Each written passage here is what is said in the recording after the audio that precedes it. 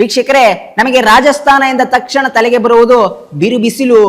ಅಂದ್ರೆ ಉದಾಹರಣೆಗೆ ಹೇಳ್ಬೇಕು ಅಂದ್ರೆ, ಒಲೆ ಹತ್ತಿ ಉರಿದಡೆ ನಿಲ್ಲಬಹುದಲ್ಲದೆ ಧರೆ ಹತ್ತಿ ಉರಿದಡೆ ನಿಲ್ಲಬಾರದು ಎಂಬ ಬಸವಣ್ಣವರ ವಚನದ ಸಾಲನ್ನು ನೆನಪಿಸುವಂತಹ ರಾಜ್ಯವದು. ಅಂತಹ ನಾಡಲ್ಲಿ ದಟ್ಟ ಹಸಿರಿನಿಂದ ಕಂಗೊಳಿಸುವಂತಹ ತಂಗಾಳಿಯ ಸುಯ್ಯಾಲಿ ಎಂದು ಬೀಸುವ ಅಕ್ಕಿ ಪಕ್ಷಿಗಳು ಸ್ವಚ್ಛಂದವಾಗಿ ಹಾರಾಡುವ ತಾಣವೊಂದಾಗಿದೆ.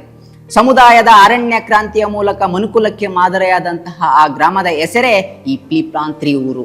ಒಂದು ಕಾಲದಲ್ಲಿ ಬರಡು ನೆಲವಾಗಿದ್ದಂತಹ ಊರು ಈಗ ಸೊಂಪಾಗಿ ಬೆಳೆದು ಮರಗಿಡಗಳಿಂದ ತುಂಬಿ ಸ್ವರ್ಗದಂತಾಗಿರುವುದರ ಹಿಂದೆ ಶ್ಯಾಮ್ ಸುಂದರ್ ಪಾಲಿವಾರ ಎಂಬರ ಶ್ರಮವಿದೆ ಅಂತ ಹೇಳ್ಬೋದು. ಹೌದು ವೀಕ್ಷಕರೇ, ದೇಶದಲ್ಲೇ ಗರಿಷ್ಠ ತಾಪಮಾನ ದಾಖಲಾದ ನಗರ ಎನಿಸಿರುವಂತಹ ಏನು ಪಾಲೋಡಿ ಇರುವುದು ರಾಜಸ್ಥಾನದಲ್ಲೇ. ಅಲ್ಲಿ 2016 ಮೇ 19 ಬರೋಬ್ಬರಿ ಏನಿಲ್ಲ ಅಂದ್ರೂ 51 ಡಿಗ್ರಿ ಸೆಲ್ಸಿಯಸ್ ಉಷ್ಣಾಂಶ ದಾಖಲಾಗಿತ್ತು. ಬೇಸಿಗೆಯಲ್ಲಿ ಕಾದ ಕಾವಲಿಯಂತಾಗುವಂತಹ ಆ ನಗರಕ್ಕೂ ರಾಜಸಮದ್ ಜಿಲ್ಲೆಯ ಈ ಪೀಪ್ಲಾಂತ್ರಿಗೂ ಇರುವುದು 350 ಕಿಲೋಮೀಟರ್ ಅಂತರವಷ್ಟೇ. ಅಂದ ಹಾಗೆ ಈ ಪೀಪ್ಲಾಂತ್ರಿ ಗ್ರಾಮವು 20 ವರ್ಷಗಳ ಹಿಂದೆ ಈಗಿಂತಿರಲಿಲ್ಲ. ನೆತ್ತಿ ಸುಡುವ ಬಿಸಿಲದಷ್ಟೇ ಅಲ್ಲದೆ ವ್ಯಾಪಕವಾಗಿ ನಡೆಯುತ್ತಿದ್ದಂತಹ ಕಲ್ಲು ಗಣಿಗಾರಿಕೆಯ ಧೂಳು ಜನರ ಉಸಿರುಗಟ್ಟುತ್ತಿತ್ತು. ಇವುಗಳ ಜೊತೆಗೆ ಪಿತೃಪ್ರಧಾನ ಕುಟುಂಬ ವ್ಯವಸ್ಥೆಯು ಕೂಡ ಸಾಮಾನ್ಯ ಎನ್ನುವಂತಹ ಹೆಣ್ಣು ಮಕ್ಕಳೇ ಬೇಡವೆಂಬ ಧೋರಣೆ ಕೂಡ ಜನರ ಮನಸ್ಸಿನಲ್ಲಿ ಒದ್ದು ಮಲಗಿತ್ತು. ಮದುವೆ ವೇಳೆ ವರದಕ್ಷಿಣೆ ಹೊರೆಯಾದಿತ್ತೆಂದು ಹೆದರಿ ಹೆಣ್ಣು ಭ್ರೂಣ ಶಿಶು ಹತ್ಯೆಗೈಯುವುದು ಅಲ್ಲಿ ವ್ಯಾಪಕವಾಗಿತ್ತು.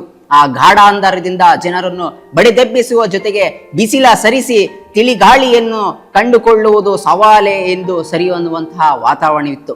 ಆದರೆ ಆ ಒಂದು ದುರಂತ ಇಡೀ ಆ ಊರಿನ ಬದಲಾವಣೆಗೆ ನಾಂದಿಯಾಯಿತು. ಹೌದು ವೀಕ್ಷಕರೇ, ಆ ಸಂಭ್ರಮಕ್ಕೆ ದಾರಿ ಮಾಡಿಕೊಟ್ಟಿರುವುದು ಅದೊಂದು ಸಾವು ಅಂತ ಹೇಳ್ಬೋದು.